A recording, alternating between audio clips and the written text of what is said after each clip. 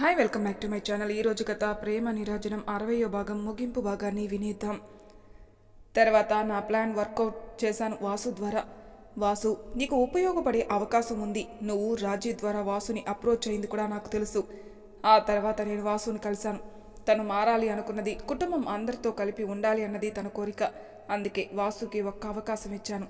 నీ plan run అవుతూనే మేం ప్లాన్ చేశాం. అందులో భాగంగానే పద్మాని కాల్ చేసి కలవాలని వాసు అడిగింది.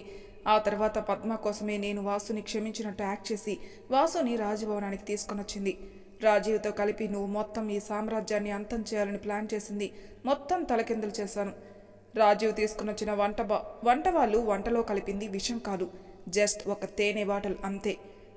ఆ తర్వాత రాఘవ్, వాసు, నేను అందరికీ మా ప్లాన్ చెప్పాం. అందరూ కూడా వచ్చిన గెస్ట్ అందరికీ ఒక చిన్న మెసేజ్ అందరికీ ఫోన్స్కి సెండ్ అయ్యేలా చేశారు. అందరూ కూడా నిన్ను పట్టుకునేందుకు, మహాలో ధైర్యం నింపేందుకు తమ సహాయం చేశారు అంటుంటే అంతా విన్న వంశీ కోపంతో చూస్తూ ఉంటాడు. మహాలో ఏ ధైర్యం అయితే చూసి నువ్వు ప్రేమించా అన్నావో ఆ ధైర్యాన్ని భయంగా మార్చిన నిన్ను మహాని ఓడించాలనుకున్నా. ఇప్పుడు మహానే నీకు ఎదురుగా నిలిచి నీ అంతానికి కారణం కూడా అవుతుంది అంటూ పోలీసుల వైపే చూస్తాడు. పోలీసులు వంశీ ఇంకా తన ఫ్యామిలీని అరెస్ట్ చేస్తారు.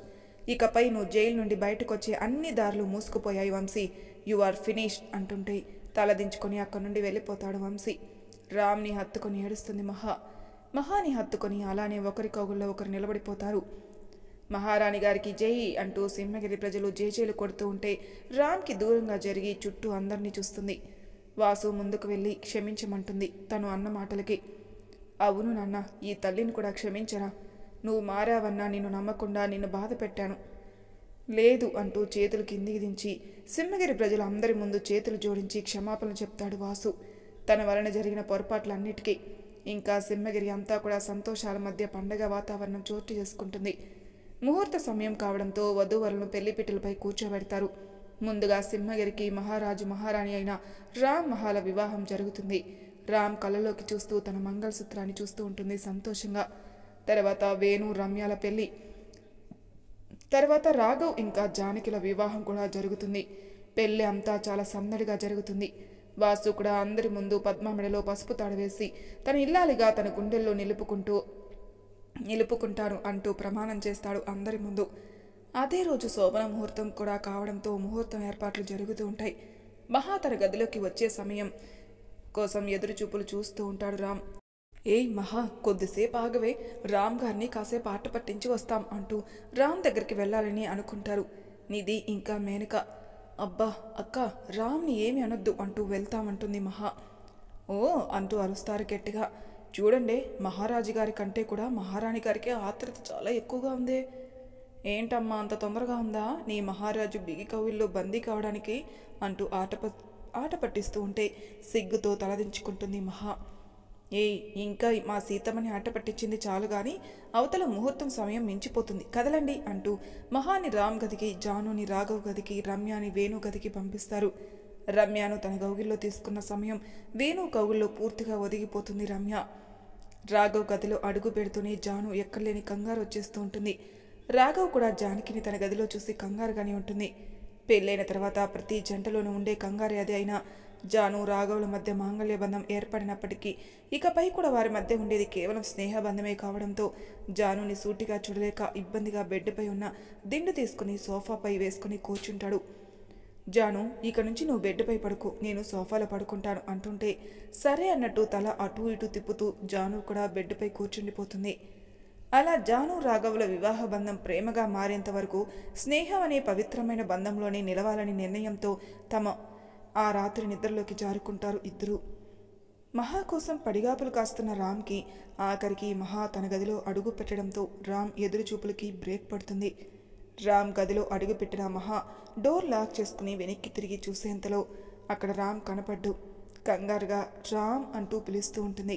హఠాత్తుగా వెనక నుండి మహా నడుం పట్టు బిగిస్తాడు రామ్ పట్టుకి సడన్గా మహా చేతి నుండి పాల గ్లాస్ కాస్త కింద జారిపోతుంది. రామ్, ఏం చేశారు మీరు అంటూ కంగారుగా రామ్కి దూరంగా జరుగుతుంది. చూడండి, పాలన్నీ ఎలా నేలపాలయ్యాయో.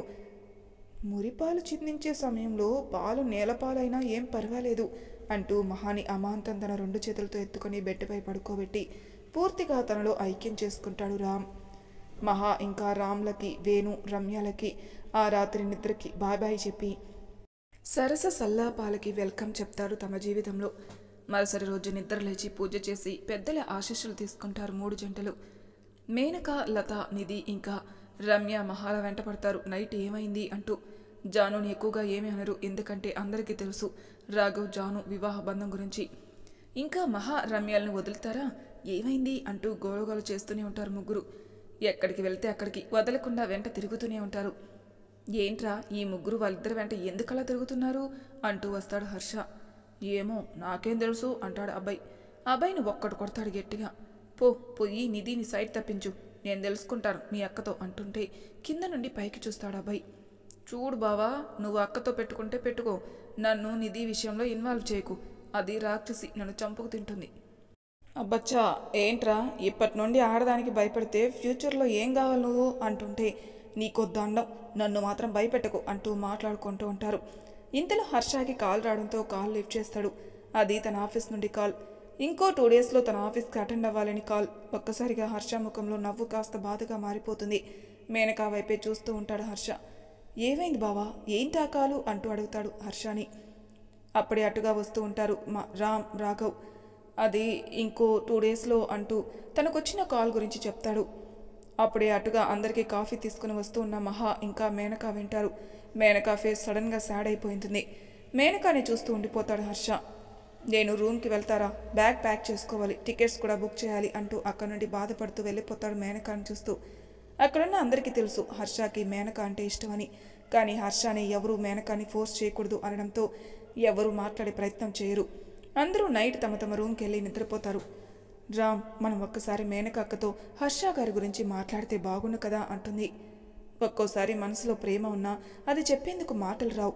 కారణం తమ గత జీవితం గురించి మనసులో మెదులుతున్న ఆలోచనలు కావచ్చు. మనం ఒక్కసారి మాట్లాడితే మేనక అక్క యాక్చువల్గా ఏం ఆలోచిస్తుందో తెలుస్తుంది. కానీ హర్ష గారి కోరిక తప్పు కాదు. మనం కేవలం మేనక అక్క మనసులో ఏముందో తెలుసుకుంటాం అంతే కదా. బలవంతంగా అయితే హర్ష గారి పట్ల తన మనసులో మన స్థానం వచ్చేలా అయితే చేయలేం కదా. సరే అంటూ ఆ రాత్రి నిద్రలోకి జారుకుంటారు ఇద్దరు. మరుసటి రోజు హర్ష తన లగేజ్ ప్యాక్ చేసుకుంటూ ఉంటాడు. మేనక పూర్తిగా ఏదో ఆలోచనలో పడిపోతుంది. తన రూమ్ డోర్ తడుతుంది మహా. కానీ మేనకకి అదేం వినపడదు. మహా మేనకాని చూసి తన రూమ్లోకి వెళ్తుంది. ఏం ఆలోచిస్తున్నావక్క, హర్ష గారి గురించా అనడంతో అంటుంది పరధ్యానంతో. తర్వాత తనేమందో గమనించి ఉలిక్కిపడి మహాను చూస్తుంది. ఏమంటున్నావు మహా, అదేం లేదే అంటూ పక్కకు తిరిగి పనిచేస్తున్నట్టు బిహేవ్ చేస్తుంది. చిన్నపాటి చిరునవ్వు నవ్వుతూ మేనకా భుజంపై చేతిని వేసి తన వైపుకు తిప్పుకుంటుంది మహా. అప్పుడప్పుడు పరధ్యానంలో అన్న మాటే మనసు లోపల నుండి నిజంగా వచ్చిన మాట అక్క, నువ్వు నాకు సరి చెప్పచ్చు. కానీ నీ మనసులో అలాంటిది ఏమీ లేదని. కానీ నీ మనసు ఎంతకాలం అణిచిపెట్టుకోగలవు? పెదవులు అబద్ధం చెప్పొచ్చు కానీ మనసు ఎప్పుడు అబద్ధం చెప్పదు. నీ మనసును నువ్వే గట్టిగా అడిగి చూడు, నీకే అదే చెప్తుంది. నీ మనసులో హర్ష గారు స్థానం సంపాదించుకున్నారా లేదా అని. కాకపోతే అంటూ ఉండగా డోర్ సౌండ్ వినపడడంతో డోర్ వైపే చూస్తుంది మహా. ఎదురుగా హర్ష కనపడతాడు ఇద్దరికి. మేనక, నేను నీతో మాట్లాడచ్చా అంటాడు. మౌనంగా తలదించుకొని మహాని చూస్తుంది చిన్నగా తలెత్తి. ఇద్దరిని చూసి ఇంక నేను వెళ్తానక్క, నిర్ణయం ఏదైనా అది సమయం మించకుండా తీసుకో అంటూ ఇద్దరిని చూసి అక్కడి నుండి వెళ్ళిపోతుంది. లోపలికి వచ్చి మేనక కళ్ళలోకి చూస్తూ ఉంటాడు. సారీ మేనక అంటాడు ఆశ్చర్యంగా. ఎందుకు అన్నట్లు చూస్తుంది మేనక. వచ్చినప్పటి నుండి ఇప్పటి వరకు నీకు ఇష్టం లేకపోయినా నీ వెంట ప్రేమ అంటూ తిరిగి నిన్ను ఇబ్బంది పెట్టినందుకు. బట్ ఇప్పటి వరకు నేను చెప్పింది నిజం, నా ప్రేమ నిజం. కారణం నీ మంచితనం. నీ గురించి తెలుసుకున్న తర్వాత, నువ్వేంటో అర్థమైన తర్వాత నీపై తెలియకుండానే లవ్ స్టార్ట్ అయింది. ఇంకా ఈ ప్రేమ నాలో ఊపిరి ఉన్నంత వరకు ఉంటుంది. ఇప్పుడు నేను వెళ్తున్న మాట నిజం, కానీ నిన్ను, నీ జ్ఞాపకాల్ని అయితే కాదు. నువ్వు నన్ను ప్రేమించు అని నేను బలవంతం పెట్టను. కానీ ఒకవేళ నీ మనసులో నాపై ఏమాత్రం ప్రేమ ఉన్నా నీ ప్రేమ చెప్పే రోజు కోసం నేను వెయిట్ చేస్తూ ఉంటాను. నా అంత లక్కీ పర్సన్ ఎవరు ఉండరేమో అనుకుంటా ఆ క్షణం. బట్ స్టిల్ అంటూ మేనక కళ్ళలోకి చూస్తూ కంటతడి పెడుతూ ఐ లవ్ యూ మేనక అంటాడు. ఆ 3 మాటలు విన్న మేనక కాళ్ళు స్తంభించిపోతాయి. ఈ మాట నేను నీ నోటి వెంట వినే రోజు కోసం వెయిట్ చేస్తూ ఉంటా అంటూ వెనక్కి తిరిగి ఫ్లైట్ టైం అవుతుంది, బాయ్ అంటూ ఒక్క క్షణం కూడా ఉండకుండా అక్కడి నుండి వెళ్ళిపోతాడు హర్ష. హర్ష చెప్పిన మాట పదే పదే తన మనసుకు వినపడుతుంటే హర్ష బాయ్ చెప్పింది కూడా వినపడదు మేనకాకి.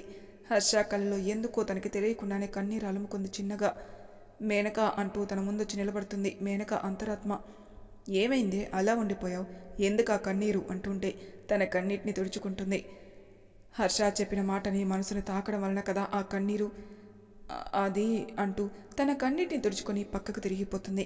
చిన్నగా నవ్వి, నేను నీ అంతరాత్మని, నా నుండి ముఖం చాటేస్తున్నావా? నువ్వు హర్షాని ప్రేమించడం మొదలుపెట్టావని ఎందుకు ఒప్పుకోవడం లేదే? నువ్వు ఏమంటున్నావు అంటూ కోపంగా చూస్తుంది అంతరాత్మని. నేను నిజమే చెప్తున్నాను. నీకు తెలియకుండానే హర్ష ప్రేమని మనసుకు తాకింది. అది నువ్వు గమనించడం లేదు, లేదా నీ మనసు చెప్తున్నా నువ్వు వినిపించుకోవడం లేదు. నువ్వు నీ ప్రేమని తెలుసుకునేసరికి హర్ష నీకు దూరంగా వెళ్ళిపోతే ఏం చేస్తావే అంటుంటే కంగారుగా చూస్తుంది అంతరాత్మని. అలా ఎలా నాకు దూరంగా వెళ్ళిపోతాడు? ఎందుకెళ్ళడు? నీ మనసులో తను లేడు అనుకుని నిన్ను కాదు అన్న అతని కోసం నువ్వే కావాలన్న వ్యక్తిని వదులుకుంటున్నావు. నీ మూర్ఖత్వానికి అతను మాత్రం ఎంతకాలం ఎదురు చూస్తాడు? నేను చెప్పడం అయింది, తర్వాత నీ ఇష్టం అంటూ అంతరాత్మ మాయమవుతుంది. మేనక తనేం చేస్తుందో అర్థమవుతుంది. లత రూమ్ డోర్ తట్టడంతో మళ్ళీ హర్ష అనుకుని కంగారుగా చూస్తుంది. కానీ ఎదురుగా ఉన్నది లత. అక్క, రామ్ గారు నిన్ను కిందికి పిలుస్తున్నారు, హర్ష గారు వెళ్తున్నారంట. మేనక కంగారుగా అక్కడి నుండి వెళ్తుంది. కుటుంబ సభ్యులంతా హర్షకి బాయ్ చెప్తూ ఉంటారు. హర్ష కళ్ళు మాత్రం మేనక కోసం మాటిమాటికి రాజభవనం లోపలికి చూస్తూ ఉంటాయి. రామ్, మహా ఇంకా మిగిలిన వారందరూ కూడా గమనిస్తూనే ఉంటారు. హర్ష వెళ్ళిన వెంటనే కాల్ చేయరా అంటే ఓకేరా అంటూ కారు ఎక్కి కూర్చొని మళ్ళీ వెనక్కి చూసి ఇంకా మేనక రాదు అని అర్థం చేసుకుని డ్రైవర్ని కార్ స్టార్ట్ చేయి అనడంతో డ్రైవర్ కార్ స్టార్ట్ చేస్తాడు. సడన్గా తనకు హర్ష అన్న మేనక మాట వినపడడంతో కంగారుగా కారు బయటికి చూస్తాడు. అక్కడ మేనక కనపడదు. అది తన భ్రమయేమో అనుకొని డ్రైవర్ని చూస్తాడు స్టార్ట్ చేయని. హర్ష ఆగు అంటూ ఇంకా గట్టిగా మాట వినపడడంతో హర్షతో పాటు రాజభవనంలో అందరూ కూడా చూస్తారు మేనక వైపు. మేనక అలసిపోతూ పరుగు రావడం చూసి వెయిట్ అంటూ కారు దిగి కిందికి దిగుతాడు. హర్ష ముందొచ్చి నిలబడుతుంది ఆయాసపడి. నువ్వు చెప్పాల్సింది చెప్పి నేను చెప్పింది వినకుండా వెళ్ళిపోతున్నావేం అంటుంటే అందరూ అర్థం కాక చూస్తారు. హర్ష కూడా మేనక ఇంకా ఏం చెప్పాలా అనుకుంటూ ఏంటి అంటుంటే నా కోసం నువ్వు మళ్ళీ ఎప్పుడు వస్తావో చెప్పి వెళ్ళు అంటుంది. మేనక మాట అర్థం కాక చూస్తాడు హర్ష. కుటుంబ సభ్యులకు మాత్రం అంతా అర్థమవుతుంది. నువ్వు ఏమంటున్నావు అంటుండగా, హే మొద్దు, నన్ను పెళ్లి చేసుకోవడానికి మళ్ళీ ఎప్పుడు ఇక్కడికి వస్తావు అంటున్నాను. మేనక ఏం చెప్తుందో అర్థమై అంటే నువ్వు అంటూ సంతోషంతో మేనక కళ్ళలోకి చూస్తుంటాడు. అవును అంటూ తలూపుతుంది. అందరూ కూడా సంతోషంతో ఒకరినొకరు చూసుకొని నవ్వుకుంటారు. హర్ష సంతోషాన్ని అసలు ఓపిక పట్టలేక థ్యాంక్ యూ అంటూ వెంటనే ఆనందంతో మేనకాని హత్తుకోవాలని చూస్తాడు. కానీ మేనక తన అడుగు వెనక్కి వేస్తుంది. హర్ష ఆశ్చర్యంగా చూస్తాడు. నవ్వుతూ తన చేతులను చాపుతుంది హత్తుకోమని. హర్ష ఆనందంగా మేనకాని హత్తుకొని ఐ లవ్ యూ మేనక అంటూ ఉంటే హర్ష కోగిల్లో ఒదిగిపై గట్టిగా కళ్ళు మూసుకొని ఐ లవ్ యూ టూ అని అంటూ హత్తుకుంటుంది మేనక కూడా. అందరూ ఇద్దరి దగ్గరికి వెళ్ళి సంతోషంగా నవ్వుతూ ఉంటే అందరినీ చూసి దూరంగా జరుగుతారు ఇద్దరు. అందరూ కూడా ఇద్దరి దగ్గరకు వచ్చి కంగ్రాట్స్ చెప్తూ ఉంటారు. తర్వాత తప్పక హర్షకి వెళ్ళాలి అనడంతో మంచి ముహూర్తం చూసుకొని హర్ష తన పేరెంట్స్తో సింహగిరి వచ్చి మేనకాని తన భారీగా తీసుకుని వెళ్తా అంటూ హర్ష కొద్దిసేపటికే ఎయిర్పోర్ట్కి స్టార్ట్ అవుతాడు. అలా రోజులు గడుస్తూ ఉంటాయి. రోజుకి కనీసం ఒక్కసారైనా హర్షకి కాల్ చేసి మాట్లాడకుండా తన రోజు గడవదు మేనకాకి. సింహగిరిలో స్కూల్, జూనియర్ కాలేజ్ ఇంకా హాస్పిటల్ నిర్మాణం పూర్తవుతుంది. జానకి స్కూల్ బాధ్యతను తీసుకుంటుంది. వేణు కాలేజ్ బాధ్యత తీసుకుని సింహగిరికి దూరంగా ఎవరైతే వెళ్ళి చదువుకుంటున్నారో అందరూ అక్కడే సింహగిరి కాలేజీలో తమ చదువులు కంటిన్యూ చేస్తారు. హాస్పిటల్ నిర్మాణం కూడా పూర్తవుతుంది. ఇంకా సింహగిరిలో ఏ ఒక్కరూ ప్రాణభయంతో ఇబ్బంది పడకుండా సంతోషంగా ఉంటారు. గౌతమ్ వర్మ ఫ్యామిలీ కూడా అక్కడే ఉండాలని నిర్ణయించుకుంటారు. ప్రజలకు ఉపయోగపడే విధంగా ఎక్స్పోర్ట్ టెక్స్టైల్స్ బిజినెస్ కంటిన్యూ చేసి పనిలేని ఎంతోమందికి జీవనోపాధి కల్పించేందుకు కృషి చేస్తాడు గౌతమ్ వర్మ.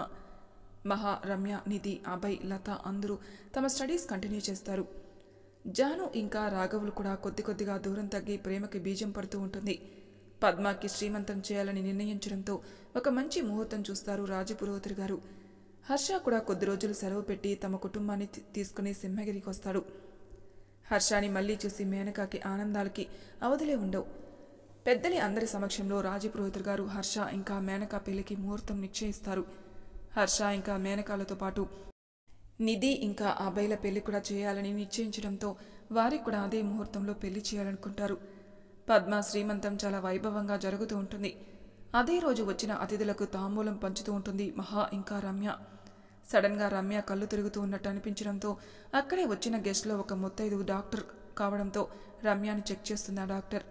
రమ్య తల్లి కాబోతుందన్న వార్త విని రాజభవనంలో పండగ వాతావరణం చోటు చేసుకుంది. తర్వాత రోజు రామ్ కాలేజీలో ఏదో వర్క్ ఉండడంతో పూర్తిగా ఆ పనిలో నిమగ్నమైపోతాడు. ఇంతలో తనకు ఏదో కాల్ రావడంతో కంగారుగా పరుగున వెళ్తాడు. వేణు ఏమైంది మహాకి అంటూ కంగారుగా అంటుంటే అందరూ తలంచుకుని మౌనంగా నిలబడతారు. ఏమైందిరా, ఏంటా ఎక్స్ప్రెషన్ చెప్పండి అంటూ ఉంటే అప్పుడే బయటకు వస్తుంది డాక్టర్. డాక్టర్ మహా ఎలా ఉంది, అసలు తనకి ఏమైంది అంటూ కంగారు పడుతూ ఉంటాడు. మహారాణి గారు అంటూ తలదించుకుని అందరి వైపు చూస్తున్న డాక్టర్. ఏంటి చెప్తున్నారా లేదా అంటూ కల్లరి చేస్తాడు రామ్. మహారాణి గారు అతి త్వరలో ఈ సింహగిరికి వారసుని ఇవ్వబోతున్నారు అంటూ నవ్వుతూ చెప్తుంది. అందరూ కూడా సంతోషంతో ఉబ్బి తబ్బిబ్బైపోతారు. రామ్కి ఈ టెన్షన్ నుండి బయటపడి డాక్టర్ చెప్పింది అర్థం చేసుకోవడానికి 1 నిమిషం పడుతుంది. రామ్ కంగ్రాట్స్ అంటూ అరుస్తూ రామ్ని ఊపేస్తారు అందరూ. డాక్టర్కి థ్యాంక్స్ చెప్పి అందరూ మహా దగ్గరికి పరుగు పెడతారు. పరుగున వెళ్లి పట్టరాని ఆనందంతో మహాని హత్తుకుని ముద్దుల వర్షం కురిపిస్తాడు రామ్. రాజకుటుంబీకులందరూ కూడా మహాని హత్తుకుని థ్యాంక్ యూ చెప్తూ ఉంటారు. సింహగిరి ప్రజలందరికీ ఈ వార్త తెలిసిన పండగ చేసుకుంటారు. మహారాణి గారికి రాజకుమారి రమ్యకి ఇవి వండి పెట్టాలి, అవి వండి పెట్టాలి అంటూ అందరూ అతి జాగ్రత్తగా చూసుకుంటూ ఉంటారు ఇద్దరిని. అలా రోజులు గడుస్తూ ఉంటాయి. పద్మాకి 12 మగబిడ్డ పుడతాడు. రాజకుటుంబంలో మొదటి వారసుడు అంటూ సంతోషంతో రాజ్ కళ్యాణ్ అంటూ పేరు పెట్టుకుంటారు అందరూ. అతని జాతకం కూడా రాసి పెడతారు రాజపురోహితుడు గారు. అద్భుతమైన జాతకం అంటూ చెప్తూ ఉంటారు రాజపురోహితుడు గారు. అలా రోజులు గడిచే కొలది హర్ష, మేనక, నిధి అభయ్ల పెళ్లి ముహూర్తం కూడా దగ్గరికి వచ్చేస్తుంది. హర్ష, మేనక, నిధి అభయ్ల పెళ్లి అంగరంగ వైభవంగా జరుగుతుంది. మేనక ఎవరిని వదిలి వెళ్లాలని ఉండదు, కానీ తప్పదు కదా. పెళ్ళైన ప్రతి ఆడపిల్ల తన పుట్టింటిని వదిలి ఏదో ఒకరోజు వెళ్లాల్సింది. కానీ తమకు వీలు కుదిరినప్పుడల్లా మహా ఇంకా అందరినీ కలవడానికి వస్తూ ఉండేవారు మేనక ఇంకా హర్షాలు. రోజులు గడిచే కొద్దీ జాను ఇంకా రాఘవులు వివాహ బంధం కూడా ఒక అనూహ్య మలుపు తీసుకుంటుంది. ఇద్దరు భార్యాభర్తలుగా తమ జీవితంలో ముందుకెళ్లాలని నిర్ణయించుకుంటారు. రమ్య ఇంకా మహాకి ఒకే రోజు పురిటి నొప్పులు రావడంతో హాస్పిటల్లో అందరూ కంగారు పడుతూ ఉంటారు. డాక్టర్ బయటకొచ్చి రమ్యకి మగబిడ్డ పుట్టాడని వార్త చెప్పడంతో అందరూ సంతోషంతో వేణుకి కంగ్రాట్స్ చెప్తారు. అంతలోనే డాక్టర్ మళ్ళీ బయటకొచ్చి మహారాణి గారికి ఆడపిల్ల పుట్టింది, సింహగిరి ప్రాంతానికి వారసురాలు పుట్టింది అనగానే అందరూ ఆనందంతో ఉబ్బి తప్పిపైపోతారు. అందరూ వెళ్ళి రమ్య ఇంకా మహాబిడ్డల్ని దగ్గరికి తీసుకుని పొంగిపోతారు. సింహగిరి ప్రాంతానికి వారసురాలు పుట్టిందన్న వార్త విని సింహగిరిలో పండగ చేసుకుంటారు. ఇద్దరు పసిపిల్లలకి జాతకం చూసి నామకరణం చేస్తారు. బాబుకి రాజ్వర్ధన్ అని, పాపకి రాణి ప్రకృతి వర్షిణి అని నామకరణం చేస్తారు. రాజభవనంలో ఆనందం వెల్లివిరుస్తుంది. పిల్లలతో రాజభవనం మొత్తం కలకల్లాడుతూ ఉంటుంది. అదే సమయంలో జానకి ఇంకా రాఘవులు కూడా సంతోషకరమైన వార్త వినిపిస్తారు. రాజభవనంలో ఇంకా పిల్లలతో ఆనందమే ఆనందం వెల్లివిరుస్తూ ఉంటుంది. 4 సంవత్సరాలు కావస్తుంది. కళ్యాణ్, వర్ధన్, వర్షిణీలకి అక్షరాభ్యాసం చేయించాలని నిర్ణయించి రాజకుటుంబం మొత్తం అంతా కలిపి గుడికి వెళ్లి ఆ మహాదేవునికి అభిషేకం చేయాలని నిర్ణయించుకుంటారు. సడన్గా ప్రకృతి వర్షిణి కనిపెడకపోవడంతో చుట్టుపక్కల వెతుకుతూ ఉంటారు అందరూ. దూరంగా ఒక చోట పాప నిల్చుని దూరంగా ఒక బాబుని చూస్తూ ఉంటుంది. ఆ బాబు తన పలక విరిగిపోయినందుకు ఏడుస్తూ ఉంటాడు. బుడిబుడి అడుగులతో ఆ బాబు ముందుకు వెళ్ళి నిలబడుతుంది. అందరూ పాప ఏం చేస్తుందా అని చూస్తూ ఉన్నవారికి అంత చిన్న పాపలో ఉన్న ఔదార్యం చూసి ఆశ్చర్యపోతారు. తన కోసం కొన్న తన పలకని ఆ బాబుకిచ్చి మళ్ళీ ఇది విరిగేలా చేయకు అంటుంది ముద్దుగా. మహా ఇంకా రామ్ పరుగున వెళ్లి పాపని ఎత్తుకుని సంతోషంతో పొంగిపోతారు. రాజపురోహితుడు గారు పాప జాతకం చెప్పిన రోజుని గుర్తు చేసుకుంటారు. మంచి మనసు కలిగి సమాజం పట్ల ప్రేమ, ఔదార్యం, జాలి గుణం కలిగి అందరికీ మంచి చేయాలి అన్న తల్లిదండ్రుల ఆశయం నుండి పుట్టిన పాప అన్న రాజపురోహితుడు గారి మాటలే గుర్తుకొచ్చి ప్రకృతిని ఎత్తుకుని ముద్దు పెట్టుకుంటారు రామ్, మహాలు. అందరూ సంతోషంతో ఆశీర్వదిస్తూ ఉంటారు ప్రకృతి వర్షిని. తన ఇద్దరి బావలు ఇంకా తన చెల్లి అయిన ప్రియాతో కలిసి నడుచుకుంటూ వెళ్ళి ఆ పరమేశ్వరుడికి నమస్కరిస్తూ ఉంటుంది. అదండి మన రామ్ మహాల ప్రేమ కథ. ఇంతటితో ఈ కథ సమాప్తం. మళ్ళీ మరొక కొత్త కథతో మీ ముందుంటాను. అంతవరకు నా ఛానల్ సబ్స్క్రైబ్ చేయని వాళ్ళు ప్లీజ్ సబ్స్క్రైబ్ చేసుకోండి, లైక్ చేసి షేర్ చేయండి. మీ అభిప్రాయాలు నాకు కామెంట్ రూపంలో తెలియజేయండి. Thank you for listening.